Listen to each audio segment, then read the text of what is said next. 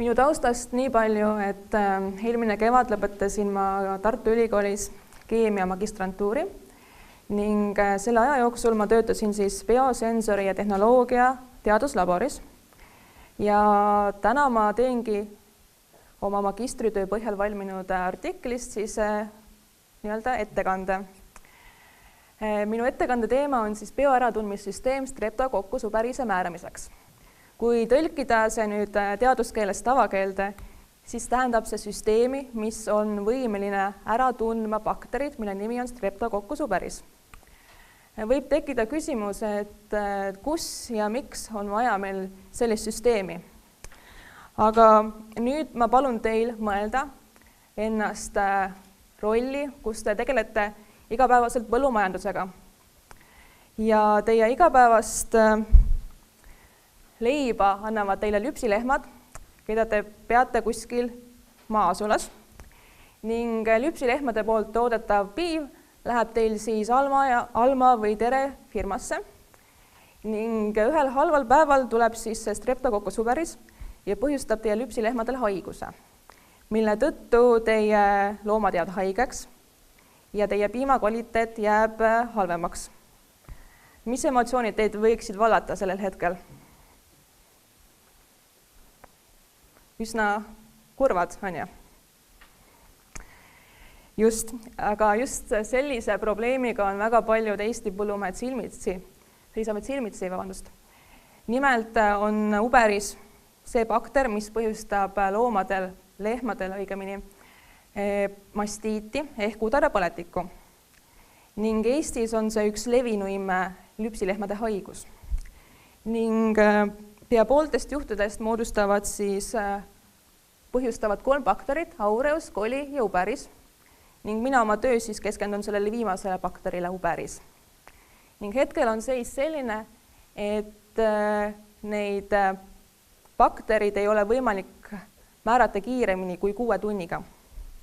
See, kas see 6 tundi on nüüd lühike või pikka aeg, on suhteline mõiste, aga kui me vaatame seda teemat jätkusuutliku arengu pildis, siis saab tuua välja 3 peamist argumenti.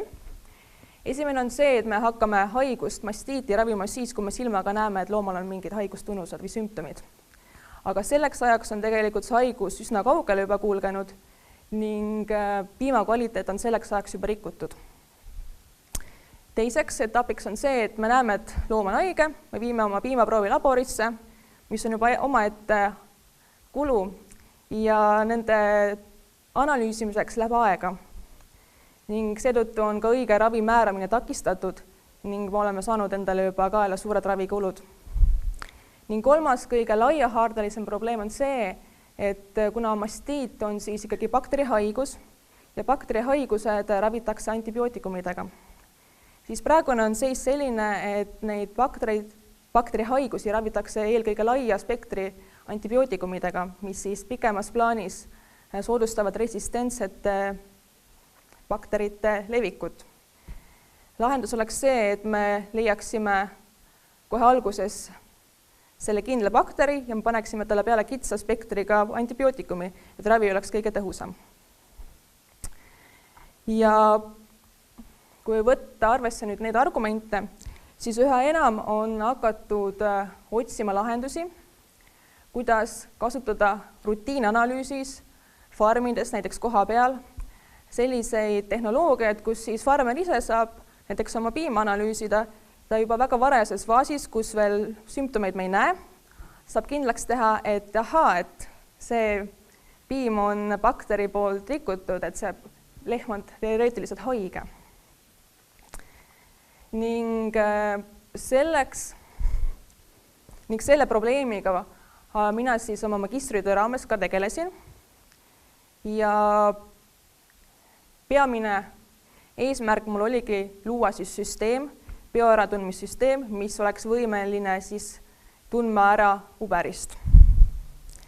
Ning selleks, et paremini aru saada, mis see bioäratundmissüsteem on, ma tooksin teile paralleeli näiteks inimese meeleorganitega, et meil kõigil on silmad, me näeme, meil on kõrvad, me kuuleme ja iga meeleorganiga me saame teatud infot.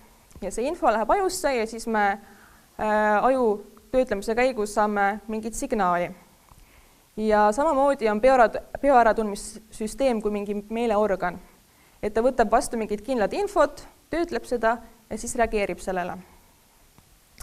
Ja oluline on see antud teema raames, et see bioäratundmissüsteem tunneks ära just ainult seda uberist, seda kindlat bakterit. Seega on vaja minna veel detailsemaks, et milline bioäratundmissüsteem võiks olla see, mis tunneks ära ainult seda bakterit. Siin sai lahenduseks antikeha, et kui minna taaskord inimese juurde, siis oletame, et me jääme haigeks, näiteks saame tulerõugad. Nii, kui me saame tulerõugad, siis tegelikult hakkavad organismis tegema antikehad. Nii et kui kunagi hiljem tuleb see haigus meile, siis organism juba tunneb kaugelt ära, et ahaa, jälle seesama haigus. Ta teab, kuidas sellega toime tulla. Ehk siis antikehadel on omadus tunda ära kindlaid haiguseid, haigustekitajaid nii-öelda. Ja selle omaduse võiks kanda siis siia töösse, et need antikehad peaksid olema sellised, mis tunneksid ära ainult selle uberise. Ja kui meil oleksid teoreetiliselt need antikehad olemas, siis me näiteks saaksime need värvainega tähistada ja näiteks kui me paneme siis selle värvainega tähistatud antikeha kokku piimaprooviga ning kui antikeha seondub bakteriga, siis saame värvusreaktsiooni. Aga kui bakterid seal piimas ei ole, siis me värvusreaktsiooni ei saa, ehk siis saame positiivse või negatiivse vastuse lihtsalt. Aga see on väga ilus mõte, aga lihtsalt see ei ole nii lihtne, et lähme poodi ja ostame endale antikehad uberise vastu. Et see on pikem protsess, millest ma veidi põgusalt ka räägin. Koosneb umbes 5 osast. Esimene osa on see, et meil on nii-öelda arvuti taga olev töö. Me peame välja valima uberise bakteri pinnalt sellised piirkonnad, kuhu antikeha tahaks kõige paremini seonduda.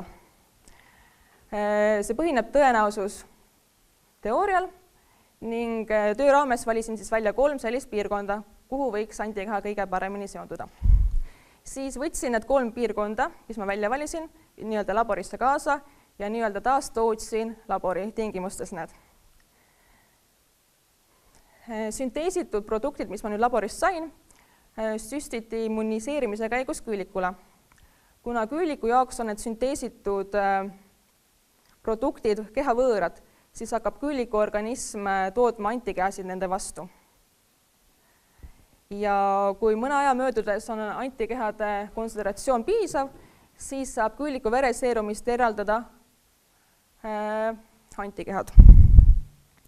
Aga lisaks on vereseerumis veel ka teisi asju või aineid, seega selleks on eraldi etapp, kus me vereseerumist eraldame antikehad. Et alguses on terve hulk teisi asju, aga lõpuks me saame ainult oma huvi pakkuvad antikehad. Ning 5. etapiks on see, et me reaalselt kontrollime, kas need puhastatud antikehad, mis me nüüd saime, kas nad reaalselt ka seonduvad uberisega. Ning see põhineb põhimõttel, et kui me paneme kokku puhastatud antikehad ja uberise bakterid, siis seondumise korral hakkavad moodustama sellised agregaadid või kogumid, mida on võimalik mikroskoobi all määrata. Kuna ma mainisin, et mina valisin välja siis 3 piirkonda